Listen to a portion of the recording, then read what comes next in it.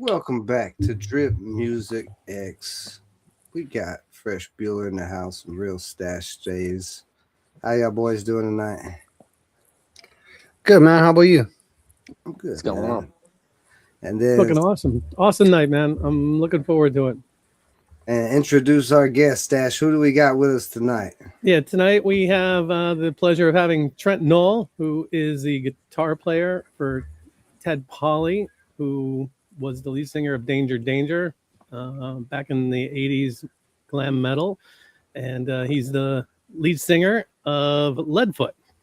Welcome, Trent. Thank you, guys. Appreciate it. Thank you for having me on. Yeah. Absolutely. Thanks for being here. I don't know if, Fresh, you want to start with how we came to connect with Trent and show the post that I saw and what made me Sure. reach out to him? You kind of start there. Sure. So here's that post. Can you see it? Yeah, he says, from bar rooms to big stages, Yep. I've always believed I was going to make it somehow. Most people will settle or think it's not coming. Take your craft seriously, push yourself further than your mind will let you, push your image and your talents to the right people, and the rest will fall into place. Never stop learning, never stop working, never stop dreaming. And that slapped me across the face. I said, absolutely. I reached out and you were super excited to be a part of this. So thank you. Yeah, for sure. Yeah, absolutely. No, thank you, guys.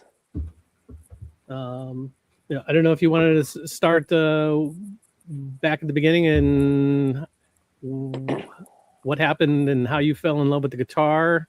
Because I've listened to a bunch of your playing and stuff, and it's amazing. Thank you. So basically, I started out on piano around 8 or 9, and it was something I didn't take seriously, but I could read music because of it, which was great. And around the age of like 11 or 12, there was a guitar shop that opened up in my town. My dad took me in and just got me something and started getting me lessons. And I don't know if you can see much behind me, but I'm a huge Kiss fan. So, I started growing up on that kind of stuff and just started loving music because of it. And I became a huge fan. And probably around the age of 13 or 14, my dad got me the Ozzy Randy Rhoads tribute album. And from there, hearing that album, that was hearing Randy Rhoads play was the moment where I decided, that's exactly what I want to do. I spend my nights as a teenager out partying and going out things. I was locked away in my bedroom with a guitar all night long, just playing and falling in love with it, and just playing throughout band, throughout my teenage years and my teens, and playing in bar rooms and everything. And I played those gigs for 5 people, 10 people, and just having a real good time with that, and just haven't stopped touching it and playing it since. That's awesome. So you started off. Well, let's start with the first band you was in. Was that 1 Inch Gap, or is 1 Inch Gap Yes. a little bit after? So it was. Okay, awesome. How old were you when you that was 1 Inch got Gap into that? First 17, and they were substantially a little bit older than me. They were in their early 30s, mid 30s, somewhere around there. And thankfully, a friend of mine, he reached out to me and said, hey, these guys are looking for a guitar player. The music they do kind of fits your style. I always loved the glam eras, the 90s, 70s, just about anything. And, when they reached out, they said, you're going to be starting out. I started playing out with them officially on my 18th birthday. So that was kind of cool. And Where was that? that was a good time. That was in Pottsville, Pennsylvania, up here where I live around. So we played mostly around there and just around the area and stuff, and a lot of friends that I knew that would just always come and have a good time with us. And it was a really good learning experience. I got into a band where these guys have been playing for quite a while, just on the local scene. and it gave me a perspective of what I should be looking into, what I should be doing, how I should be carrying myself, how I should be crafting talent.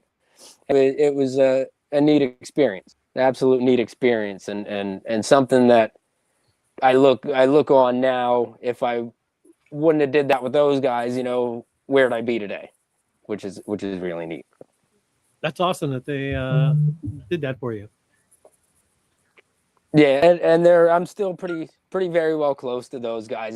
That was real taste of actually playing in a band and playing in front of people and getting to be a performer and just showing off, just having fun playing covers. And like I said, those are shows where it's, some nights it'd be 100 people in a bar room, some nights it would be 10 to 15 people, but it didn't matter. It was always just a good time, just being able to play out and just being in front of people. Now, that name, 1 Inch Gap, there's a story behind that name. I don't know if it's a very funny story from what you were saying, but I love that name, 1 Inch Gap. I think that's hilarious. So they came up with the name before I joined the band. They had it going for probably a good 3 or 4 years before I came in. And eventually I sat down with our singer, Jesse, at the time and said, what made you come up with that kind of name? And he's like, it's taken from an old Steven Tyler interview where he was talking to someone and he said the term 1 inch gap. And the guy goes, what does that mean? What's a 1 inch gap?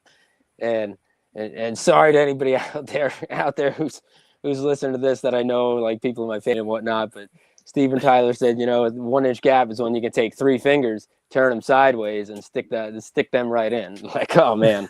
So that kind of stuck, and it was always a great icebreaker story to get and make people laugh and have a good time.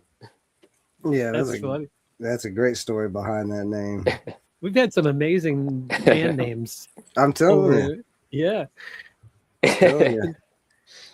I think the rock scene, the heavy metal scene, and just all the rock and roll, they usually have a lot better names than everybody else. You don't hear a country music band where you're like, I love that name. That was so neat how they come up with that.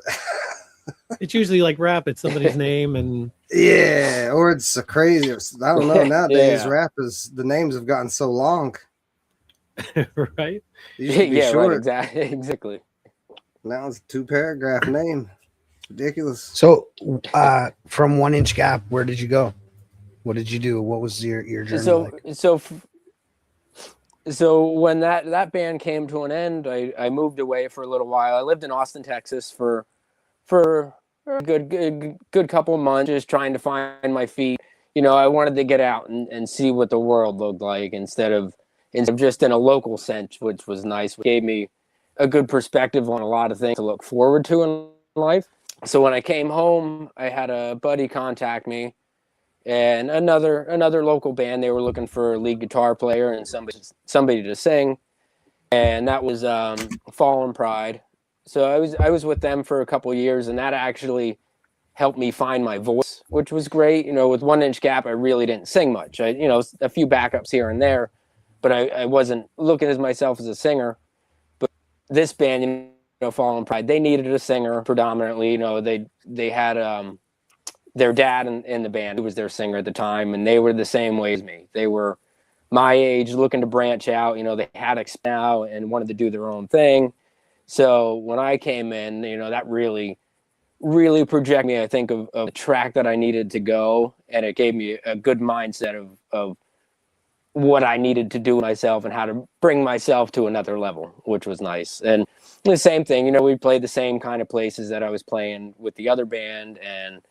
And it took me just to a different level of getting my name out there and being known, which was really nice. And those guys, they're still out there. They still play and stuff. I talk to them every once in a while. They're good dudes, great guys, still playing on the scene. And how long ago was that when he was in that band? Probably from 2016 to probably around COVID 2020, around there. Once everything started shutting down and we couldn't play anymore.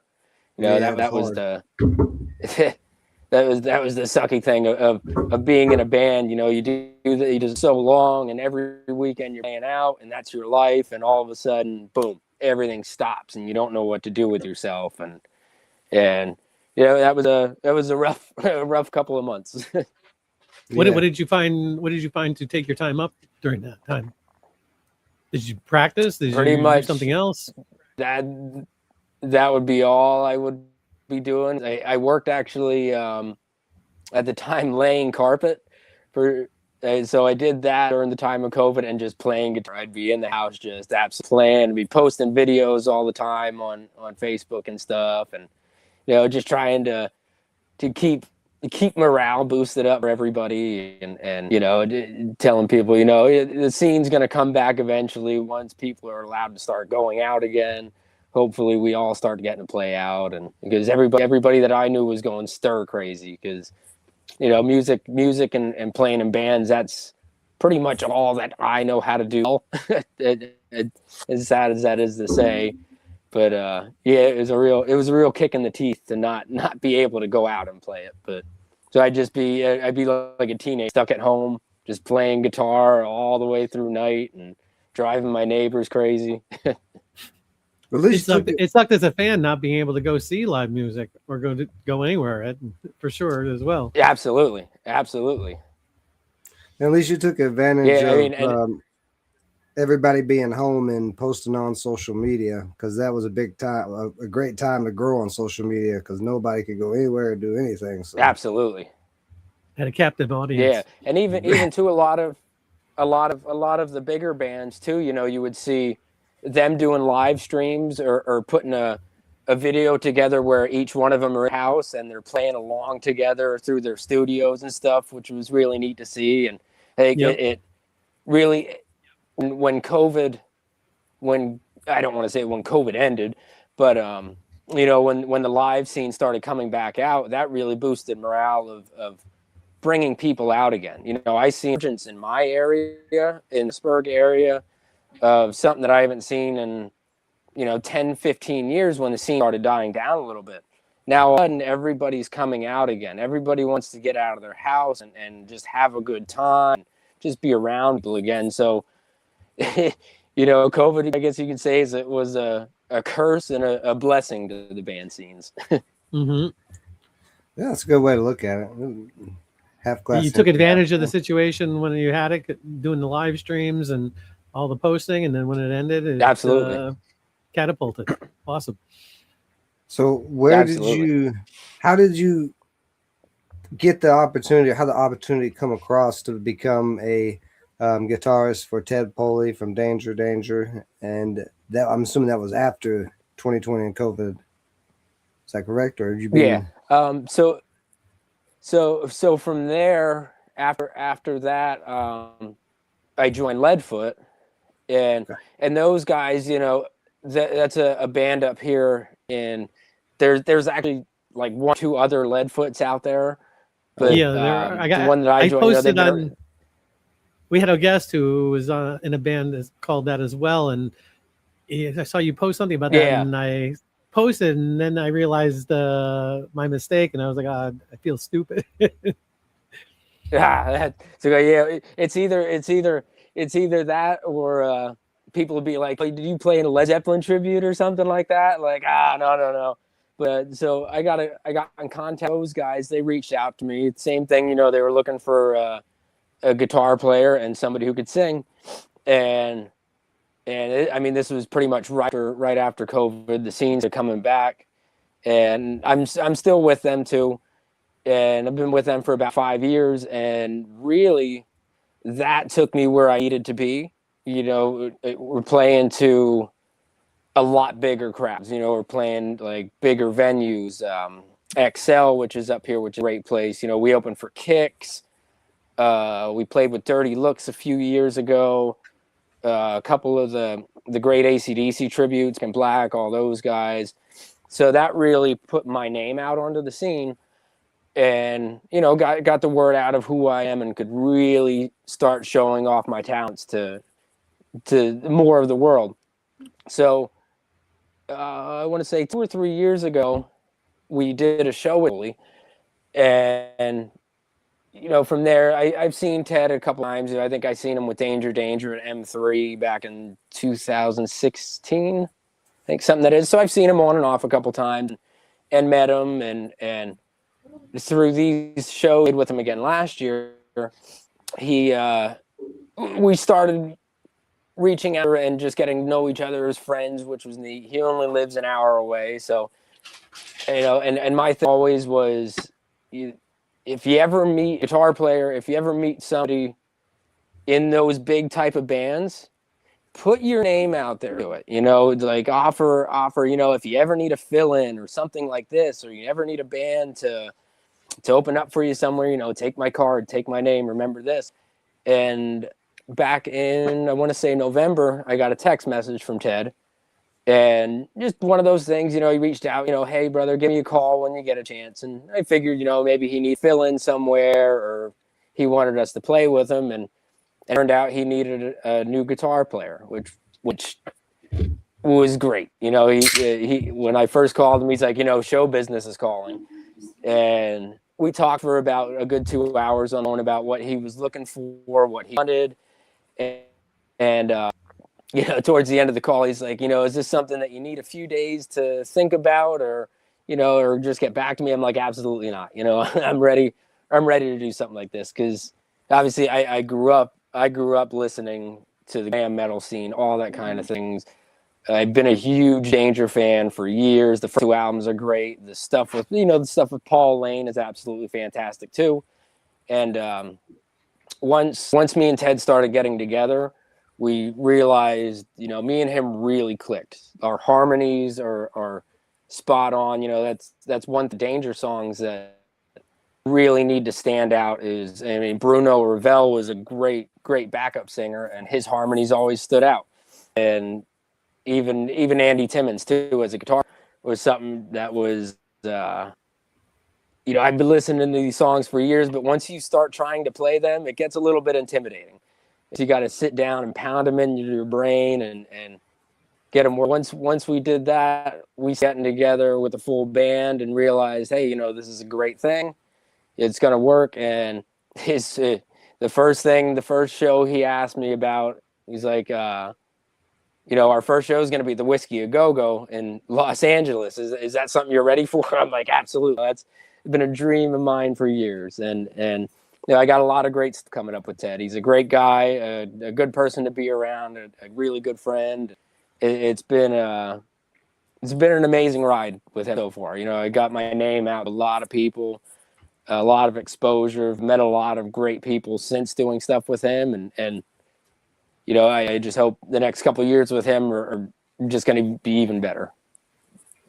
How do you balance being, supporting a legend like Ted, and then being the lead man, creating your own legend status right now for Leadfoot? To be honest, it's tough. I really don't get a day off. I work a job. I during the week cooking, and like from Friday nights to Sunday night, stay to the Sunday nights a lot of the time. It's I'm playing with Leadfoot here this night. I'm with Ted here. I'm doing acoustic by myself this night, and I'm one of those people that I have to stay busy doing it. If I stop, I start getting stirred. I go nuts. So it keeps me moving, keeps my mind working. It's a lot to balance everything together, because with Leadfoot, we play almost 52 weeks out of the year. Whew. And so now that I'm with Ted, it's, I got to watch what I do here. I got to make sure everything's good here with this date and that date. But scheduling becomes in much the more end, important. Exactly. But in the end, I really look at it too as getting myself out there with Ted will also bring more people out to see Leadfoot, which is a great too. And both bands have that great understanding. We all have a respect for each other for that. And I said, and we all said from the beginning, this would be a great thing to benefit each, because for me, that's what it's all about. You know, you see so many local bands that turn it into a competition of they're trying to play here, trying to do this, and try to. I mean, when you get to a bigger scene like that, you realize that everybody's in it for the same things. Everybody knows each other and just want the best out of each other and help each other. And that's absolutely what I love about playing and playing out live these days. You know, you get to meet so many great people and you can benefit off of every person you meet.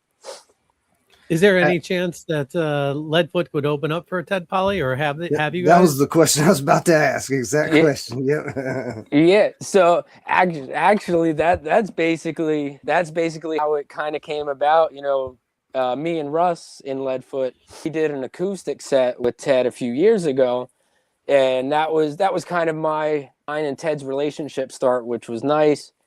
And then last year we had both bands together. You know, Ted actually did one set, and then we finished out the night with our usual 3-hour show, which was great for a private gig. And and I mean, from there, I mean, we just kind of started talking, and you know, if me are playing around in PA somewhere, absolutely. I mean, that's going to be the case of me having to do double duty, which is a very long night, but a lot of Ted's fans around the Pennsylvania area, especially, are Leadfoot fans too. So they kind of intertwine. So it really kind of help each other out, which I love. That's awesome. Now, Absolutely. It seems like you're starting to see, well, congratulations on it, some newfound success with everything that you got going on with both bands. Thank you. What do you have now going on that you would like to promote? You got something a project in particular, album, something coming out soon or already out? Try and get the numbers up. So right now my main focus is with Ted. Next Saturday we leave to do the Monsters of Rock cruise out of Miami, and you know, that's been a dream of mine for years, just to be on that cruise, because there's so many great bands. You know, you have 40 odd The lineup bands is that are on a insane. cruise ship. Absolutely. When we got the word we were doing it, man, and I kind of went nuts. I kind of went jumping around my house, just freaking out about the whole thing. You know, we're There's playing like 50 with bands. Black Label. Exactly. Black Label Society, Night Ranger, The Darkness, Heaven's Edge, God, Loudness. There's so many bands. And the cool thing Slaughter, is Great Ted White, knows Lita Ford, everybody. Quiet Riot. Absolutely. It's insane. Yep, Nelson's on there. And Master Ted, they call Pussycat's Ted on the there. captain on the ship. Yeah, Do they? absolutely. And How did he get that, I wonder? How did he get that nickname? The captain, because he's that guy on the ship that will talk to every single person. You know, he's like, there's some of the bigger guys that like to stay in their cabin. You know, it's their vacation. Basically, you get to play 2 shows on the ship, and the rest of it is just a vacation. But Ted's that guy that's out there that talks to every single person that wants to talk to him. So they kind of just labeled him as the captain of the ship, and with everything we do, you know, it's Captain Ted this, Captain Ted that. And we're doing Captain Ted Poley treasure hunt, where they're doing a bunch of giveaways on the ship. Captain Ted's naughty beach party we're doing later in the cruise. And so yeah, it's really gonna be neat to be able to tag around with him and see just see how bombarded he gets with everybody and everything. But it's absolutely gonna be a good time. And oh, go ahead. No. But yeah, that's pretty much our main focus for right now. I got together with Ted earlier today. We had to go over a few things for rehearsals and make sure everything's up to date with passports and everything to go and whatnot. And it's an amazing opportunity to be on that ship and just be able to pal around with all these guys. You know, just to be on a boat with Zach Wilde, in my mind, is legendary status. That is pretty That neat. should be very neat. So you're on social media quite a bit. Which platform would you say has shown you the most success so far, or helped grow your Pretty sound? much Go ahead. pretty much my Facebook. I'd say, I do my Instagram and stuff like that, and try to keep Twitter updated too. But I mean, through Twitter. Facebook, it seemed, yeah. But through Facebook, it seemed, especially once I joined TED, I seen a surgence of friend requests from people I never met that they're fans of TED and all these cool things and stuff. And I went from maybe getting 65 likes on something to 200 to 300 likes on posts now, which is really neat. And it's really neat to connect with people that you've never met and get to see their stories. I've had people all about their stories of the first time they seen danger, all these kind of cool things. And just to be a part of that is really neat. I mean, even there's a guy. Oh, go ahead. I was just gonna say, we're seeing the younger generation starting to, go back and Embrace these older bands. Yeah, exactly. Absolutely. Not saying that you're an older band, but Dangers and some other bands, but we're seeing that kind of resurgence. Yeah, absolutely. It's funny. I was thinking about that today. I have, a lot of these older bands like that.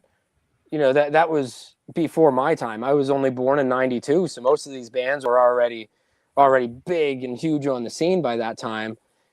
Now a lot of those bands are getting guys my age on guitar and stuff because it's either something happens to a member, somebody gets sick, but somebody like me, I'm hungry for this kind of thing. This is absolutely what I love to do. And I have a friend, Sammy, he's my age, he's playing with the Goo Goo Dolls now. Nice. Sebastian Bach, his guitar player, I think he's 24, 25 years old.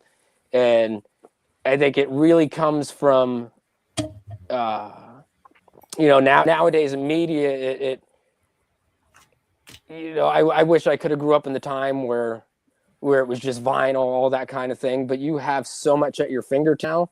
It's so much more of an advantage to these guys that are learning guitar and learning how to sing or play and do anything, that everything that they need is at their fingertips. And it just, I've seen so many people that are even younger than me that are surpassing so many great guitar players because that's all they have and that's all they do is just sit at night and look at tabs or like what I did with the Danger stuff. I'd listen to these albums probably 300-400 times just trying to learn these songs, and it's everything's right at your fingertips. Oh, what's this part? And you can break everything down now, which is really neat. So it's really neat to see a lot of the younger guys get into that kind of thing, because while it seemed that really wasn't the case anymore. And once I got to a certain point, it's like, oh my God, there's a whole new world of these bands just coming back into the light. A lot of people used to say hair metal, glam metal is a dead scene, but right now it's stronger than everything. Festivals that they're doing, they're selling out these festivals. They're playing some of the biggest places, especially Europe. Europe's fantastic for that kind of thing. They love it over, and it makes my heart happy to see that all these guys are getting a second wind to themselves and getting out to go have fun again and going on tour, and it's really. Now, what do you think about AI in music? Because you're having that as a new thing. That just, for me, I think that just takes away creativity. A lot of I have respect for a lot of different genres, all that kind of thing. People who can actually sit down on a computer and actually make music through their studio, I think is phenomenal. But you see, even on Spotify and stuff, they're putting out this AI music, and it's getting plays and views that that these people are getting overlooked, that people putting their time into to create their craft and not getting anything out of it. I think that's a ridiculous thing that they, I mean, what are you going to do? But that they even allow that sort of thing. You know, it for me, it's all about the creativity of things and people's mindsets of how they come up with something, and the fact that you can just type anything that you want to make now and it'll automatically make it for you is ridiculous. You know, I'm very against that kind of thing. But you know, it takes how does that say? It takes a village to change a world. So, you know, hopefully one to see something different out of that, which would be nice. Yeah, yeah. It's been a weird thing, and it's only getting weirder. And that's in all industries, not just music. Yeah, it's creeping in. absolutely. Because Well, even you see a lot of people making posters, concert posters out of it and stuff, and yeah. you know, I know plenty of people that are in digital media that do that sort of thing, and it's take away their job, and I think that absolutely sucks. Yeah. I'm one of those people. There we go. Absolutely. It just takes away. It's hurt me in engineering. It's hurt me in digital marketing. Yeah, It's hurt me in pretty much everything, because other than making the music, it does everything else for the artist. Right. At this point. Well, it can make the music too. Exactly. Well, that too, but I Yeah. mean, even artists that are making the music themselves are still using AI for Right. everything else. Yeah. Exactly. Yep. I think It's so easy. it's taking jobs away from people. Even up here, they just I have a golf course that's a championship golf course up here. They just sold it 2 or 3 weeks ago to put an AI data center in. It's one of the nicest golf courses around in the state, and now they're just ruining it with this kind of thing, and people are complaining about the noise that it's going to bring and all kind of things. It's just ridiculous. That sucks to hear. You had all that nice green Yeah. space and a place for people to go and enjoy, and now it's going to be Absolutely. that sucks. Yeah, that was I played in high school, and that was one of our best courses to go. It was one of the harder to play, but yeah, to see it go for something like that where you had a lot of great things. They'd have a lot of banquets and weddings and all kind of things, and for them to just kind of cheap out and take the money and run with it, and it's kind of exactly disheartening. But you know, what are you gonna do? What are you gonna do? Some people get that money offer and they'll do whatever. Yep. This is true. When did you first get introduced to Kiss? Oh, geez. I want to say 95.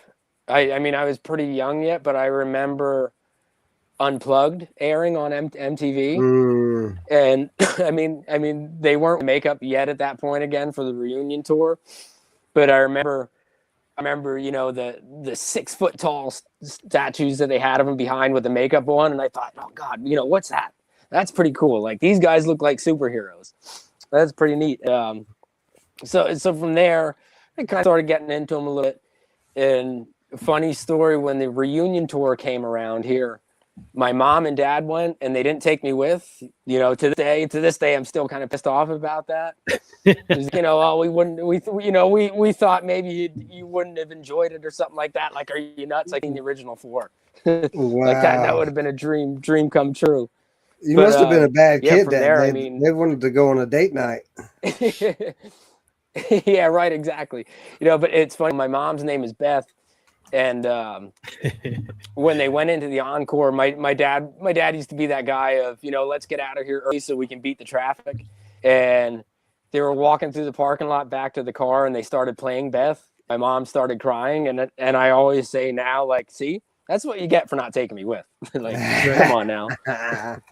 Well, instant karma. But I mean, if you could see the room around me right now, it's Kiss this, Kiss that. I have Kiss guitars on the wall.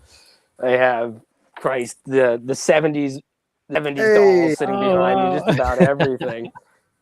God, Kiss man, was the even first band that even I was introduced to. Oh, wow. even the Oh, boots. man. No, absolutely. Wow. My God, I dad's have cones brothers. upstairs. My dad's brothers introduced me to Kiss in 1977 or so. For my birthday, I was in like Yeah, second grade. I got Love Gun, and yeah, Kiss Alive absolutely. 2 was out, and yeah, they were like superheroes. Did you see the Yeah, Kiss they Meets were the on Fan the at movie? that point. They were on top of the world. Oh, I have 3 different versions of it, Oh and yeah, it's funny that was like a major flop for them back then. They hated yeah. it, but now like as It's fans, a it's cult such a classic. cult classic. Like you watch Yeah, stuff, and it's so cheesy to see it sometimes, but it's one of those great things that all the fans absolutely love. I have it on You know, Laserdisc. even oh, Get Out. Oh, that's cool. See, that's Yeah, something I gotta find. I have not found the Laserdisc version of it yet, so that'll be in my collection one of these days. Now, didn't Did you ever Kiss get make this? a Did you ever comic? get to see him in the 70s? I have Yeah. never seen Yep. Kiss live. Oh, Get Out. Oh man. No, it's one of the Oh bands I god. haven't seen live. Yeah. There's a bunch that I haven't seen. Iron Maiden was one of them, but I ticked that Yeah. off my list not too long ago. But Oh, yeah, there you that was go. one of the ones I didn't get to see. Yeah. Back to yours there. Yeah, 77, 78, they came out with the comic book. Yeah, I thought And so. they all went into a thing and took their blood and put it in the red ink. So a lot of those pressings of it had their actual blood in it. And they say today you take that and you can clone another Paul Stanley, another Gene Simmons or something, that would be something on the world to have another Gene Simmons around. I think he might have cloned himself.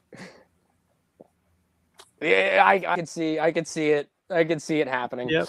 He's Yep. I actually worked for Gene back in 2019 when he was doing the vaults. He had the Gene Simmons vault experience where you'd pay like $2,000 and you would get a safe, this giant safe, and it would contain 7 hours of music, all this thing. And me and we were part of the photography team, and he's another worldly being when he walks into a room. He stands 6'4", and his presence, like he don't even have to say a word. His presence, you're just whelmed with it. But He's actually a really, really nice guy to be around.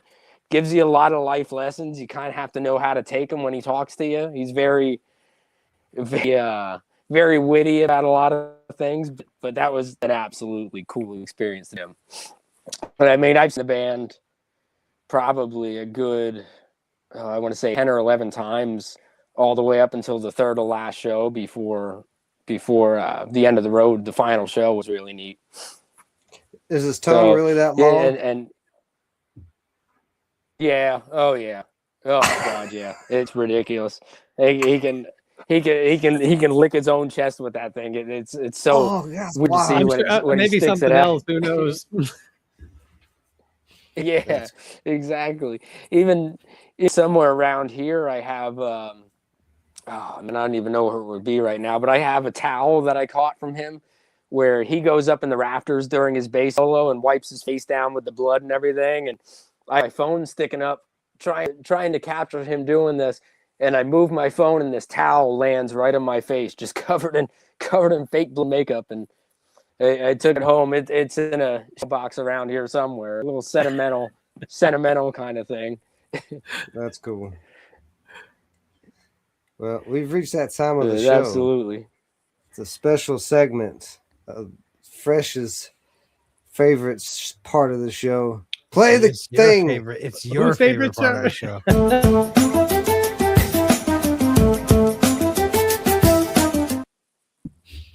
So I'm going to ask you a couple of questions. Just give me the first thing that comes to your mind. 1-2 sentence answers are great. Okay. If you had to describe your sound as a weapon or a tool, what would it be and why?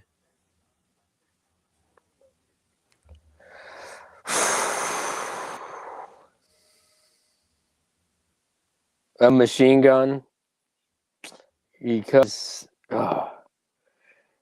yeah, God, because I come from listening to an era of guitar players where the guitar was the biggest thing, and the second you heard it, it was like a gun going off in your face. You blown away. So that's what I kind of always strive to find in my sound, and be just a jump. Nice. Do you have a go-to ritual or habit that helps you get in the zone before a show or a recording? Not really. I want to say, a lot of guys kind of have that one thing that they do, but I just I like to go back and relax. I get there pretty early before shows, set my stuff up so I don't have to be, running around do this stage. So pretty much that little bit of relaxation time is my little zen of getting in the space. We'll usually do a shot of fall or a Jaeger. So actually, maybe that might be Your ritual. my ritual. Yeah, it gets you a little bit of that extrovert out of you. You get a little bit more talkative and a little bit more out there, so it helps your energy and stuff. Nice. What's a lesson that you've learned about the industry that you wish you knew earlier in your career?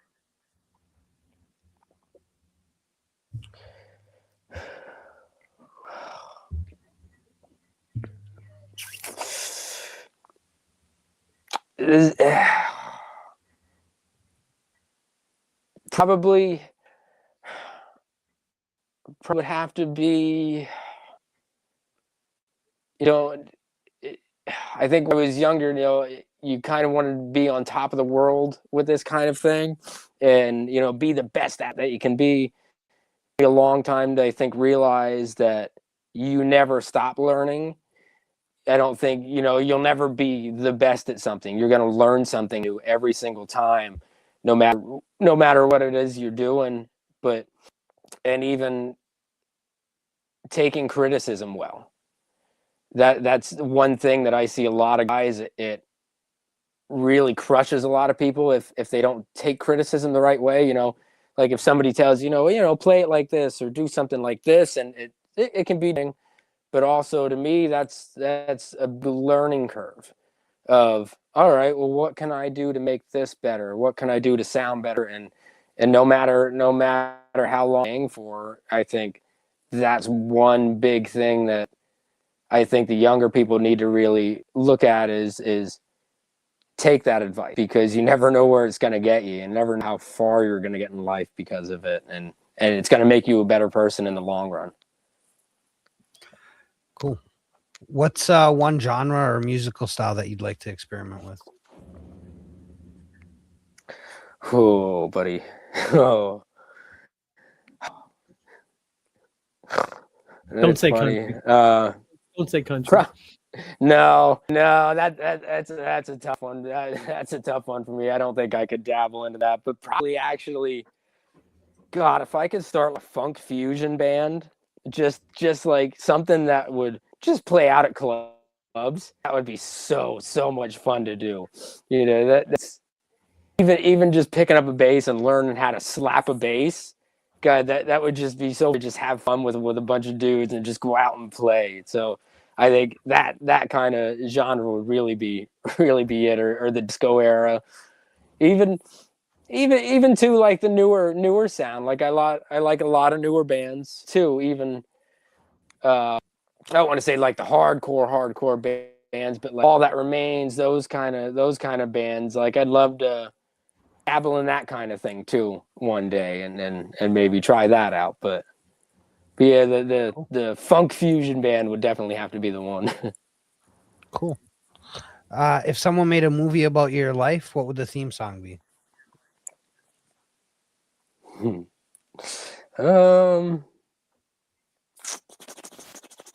Oh God, that's a really good question. Christopher Cross, Ride Like the Wind. Absolutely would be Ride Like the Wind. How does your approach to music reflect the way you live your life outside of music? it makes me more of a people person. I want to say a lot of people, especially in the more local circuits, you know, they have their get-ups that they wear on stage and stuff, and then they're a totally different person. Like, you know, when they go to work or this other thing, you know, this is the kind of stuff that I wear on stage and that I wear on a regular basis too. So I think it really boosted my confidence a lot in my personal life to actually go out and kind of stand a little bit taller and be more of an outgoing, extroverted kind of person. Because if it wasn't for that, you know, I'd be stuck in my house just kind of keeping to myself and whatnot. Nice. What would you say is the most surreal experience that you've had since you started making music?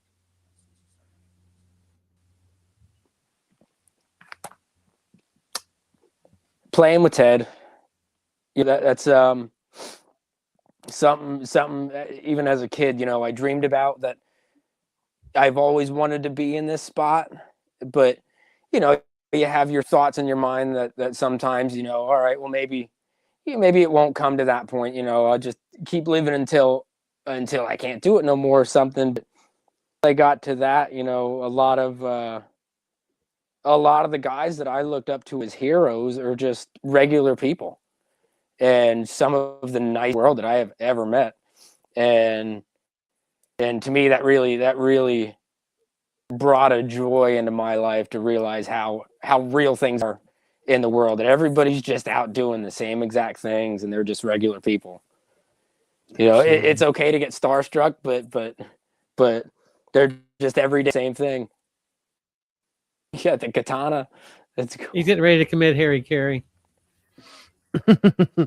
And the live. The final and cliche question: if you could work with any artist, dead or alive, who would it be and why?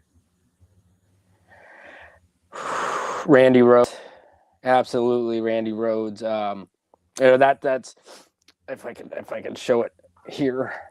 I have his guitar, his Gibson on my arm. You know, I have D off of Blizzard of Owen. That's the main why I do this. The main reason why I'm a guitar player was because of him. You know, if he wouldn't have passed away in '82, you know, I'd love to be able to see where he would be at today, because he was only in that pro circuit for 2 years. And God, he was a monster. Left a mark. Monster player, and I would just absolutely, and just God, just be, if I could have been able to sit down and just pick his brain for 5 minutes, that'd be the dream come true.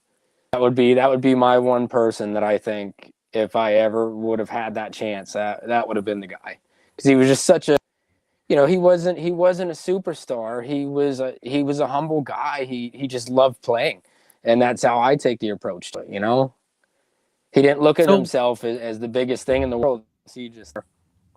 What was it like then when you kind of stepped in and played his stuff for the Ozzy tribute that I saw you do?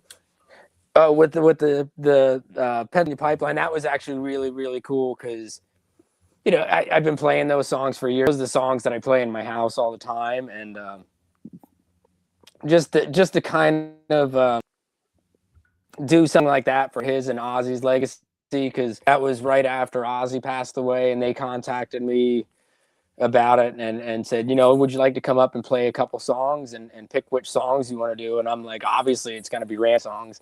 So that was very, very cool to do. And honestly, down the line, I'd love to do some kind of Ozzy tribute like that. Just get to kind of step into that role and just bring life to those songs again and play them, because they're fun. They're great songs. You know, everybody knows them. And with the straight, long blonde hair, you almost could look like that him. was. I get it a lot. That's right. You know, I have one of my stage shirts polka dots. So everybody's always like, "Oh, Randy Rhoads this." And like, yeah, that's, you know, that's where my inspiration came from. So I'll take that anytime I get that. You know, obviously I don't think I'll ever come close to what he was as a player, but God, if I could just kind of step into that role, I love that. So thank you for that compliment. Mm-hmm. Is there a favorite song of the Danger stuff that you just absolutely love playing live? Beat the Bullet off of the Screw It record. That's probably my top five favorite songs of all time. And Ted wasn't actually it when I came into the band, and that was my kind of make it or break it to him. I said, I will do this as long as we can play Beat the Bullet, because that's such a great song. God, it has so much energy to it, and the message kind of behind it too is, there comes a time when a man's got to draw the line, and and I tell him it's the only song that I want to play every single time that we play somewhere. Is there a new Ted Polly album that will be coming out soon? Because I think the last one was like 2016. Was it like 10 years ago? Yeah, we talked about it. I mean, right now with the schedule that we have of things, we're doing a bunch of festivals this year. We're playing Monster on the Mountain in Tennessee in August.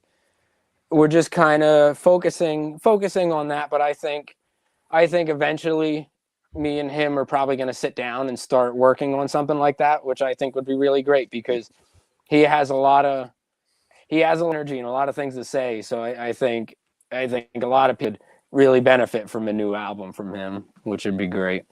Yeah, because his voice is amazing still. And where's that show in Tennessee? I'm assuming Absolutely. Pigeon Forge or Gatlinburg. Gatlinburg, Tennessee. August 23rd to the 25th, I believe. It's 3 days. I think Bret Michaels is there, Ricksfield, all the big 80s guys are pretty much there, and that's going to be a really good time too. Pro tip from a local for those out there who's going to be buying tickets or planning on coming to Gatlinburg during that week. That is a very busy week. That is a very big tourist area, so make sure you book your hotel and accommodations very early. Gatlinburg is a very small town. It's like the smallest little town, but has a booming entertainment population, tourism, all that, and a beautiful area. But yeah. Imagine being packed in a tiny little can of a town, and book early. Trust me, book early. Because I think Jeep Week is also that same weekend in Gatlinburg too. Y'all you're gonna have all those Jeepers there and stuff. Oh, bro, you better have a helicopter. It's just gonna be ridiculous. What are the Black Bears gonna do? Oh, the Black Bears don't care. Black Bears just walk down the street. They don't care about nobody. Yeah. Just don't feed them. You see those videos where they're just coming down the center of the street, and they don't give a crap about nothing. Well, I mean, it's like the Gators in Florida. You don't feed cocaine bears out there. We got cocaine bears. Then meth wolves. They get into the drug houses and trailers and cabins and eat all the drugs. They do. They do, and they got one bear while I was living in Gatlinburg. He broke into the candy store, and he ate all the candy, a lot of the candy, and then he passed out on the floor for like 24 hours because he ate so much candy. I'm going to start following around these bears. They sound like they know how to have a good time. Well, yeah, they do. Cocaine and candy, baby. Cocaine candy. Right up my alley. Another pro tip. Do not leave food, fast food, any type of food in your car while you're in those mountains in Gatlinburg and Pigeon Forge, because the bears will punch your window open. They'll break right in. They'll break your window. They'll be you'll come out and they'll be sitting in the front seat just eating a sandwich. There's been so many pictures and videos been taken by locals that I know, that I've personally seen bears myself do this crazy stuff. So yeah, those are the biggest pro tips I got for y'all at being from East Tennessee is book early and watch the bears. No food around. Yeah. Well, one tourist, she tried to go feed a bear a loaf of bread, and the bear ripped her arm off. He didn't mean to. He was just trying to get the bread. God. But they don't know the strength. Yeah. Yes, they just accidentally ripped her arm off trying to snatch the bread. They're not that friendly. FAFO. Well, it's not friendly. It's just not safe, right? Like, yeah, exactly. Danger. They're wild. Oh, man. They're wild animals. Yeah, exactly. You are in the mountains when you're in Gatlinburg. One wrong turn up there is literally like the movie Wrong Turn. I'm pretty sure it's Yeah, right. about there. Yeah, I actually I have a funny Tennessee story. When I moved to Texas, I drove down and somewhere, oh God, somewhere between Nashville and Memphis. I was in the middle of nowhere. I stopped to get gas, and I ended up forgetting to put my gas cap back in the car and on the tank, and my light came on telling me, there's air getting into your gas tank. Oh man, what am I gonna do? So I stopped at this little rickety gas station in the middle of nowhere, and up here where I'm at in PA, we say "yous" instead of "y'all." Like, hey, you. And I walked into this gas station and I said, hey, have any kind of gas caps? And he goes, what do you mean by used? Like a used gas cap? Like, no, used. He's like, no, we don't got nothing used in here. And I'm like, oh man, y'all have any gas caps? And he's like, oh no, you got to go down the road for something like that. Yeah, that's I wonder hilarious. what he's probably still sitting there. Yeah. Oh, But yeah, that's a beautiful area though. Like It is if I beautiful. could have a house up mountain somewhere, that was one of the nicest drives that I went through, was probably Tennessee. Yeah, it's different. There's actually 3 different biomes in Tennessee, because where Gatlinburg and Pigeon Forge is Appalachians, Nashville's a plateau, and Memphis is like kind Yeah, of flat. absolutely. So yeah, you Yeah. get some interesting stuff in Tennessee. Then once you cross into Arkansas, it's like night and day. You have these nice roads coming through Tennessee, and then you hit that Arkansas state line, and you're hitting potholes the entire way through the state. I don't know. Our Tennessee roads aren't as great anymore. I think I go around Arkansas. Yeah, that's probably a good idea. Yeah. That's a real wrong turn state right there. Never know what them hills have. You might have more than eyes. The hills have stuff. The hills have stuff. Unsolicited stuff. Well, Trent, it was a pleasure having you on tonight's show. It was a great interview. No, absolutely. Thank you guys. Before you go, tell everybody where they can find you at. You can find me on Facebook under Trent Noll, under Ted Poley's page. I'm on there too. Instagram, Trent OIG through there. So just definitely check me out. And if you're in the area anytime that we're playing somewhere, definitely come check out the band. And if you're ever up in PA, come check out Leadfoot, because we're always playing somewhere and we always like to have a good time. We're a great party band. And so hopefully I'll see you guys out there somewhere. So I know you're in Florida, right? I'll be down there and next week. Palm. My dad actually lives in Villages. Oh, cool. There you go. Yeah, my dad lives in the Villages, and he absolutely loves it down there. Golfs every single day. And so that'll be my area that I'll be down in. I wouldn't want to be anywhere else. I'm from Ohio, and this is the place. This is paradise for me. Yeah, absolutely. So I think I seen a gator jump in the pool back there or something. Yeah. Yeah, thank you. Yeah, see, if I want something like that, I got to use a green screen, right? Like, had a turtle in there that I had to take out. Oh man, the problems, the Florida problems. One got ran over in the street this morning too. Crazy. I rescued one, and one got run over in the front yard on the way to school this morning. There's a balance. Oh man. There's a balance, as Thanos said. The yin and the yang, bro. Yep. The circle of life. That's it, buddy. Well, everybody, this has been Drip Music X. A reminder, those swords, when I pull those out, is for you trolls in the comments. We have trolls? Have a good night, boys.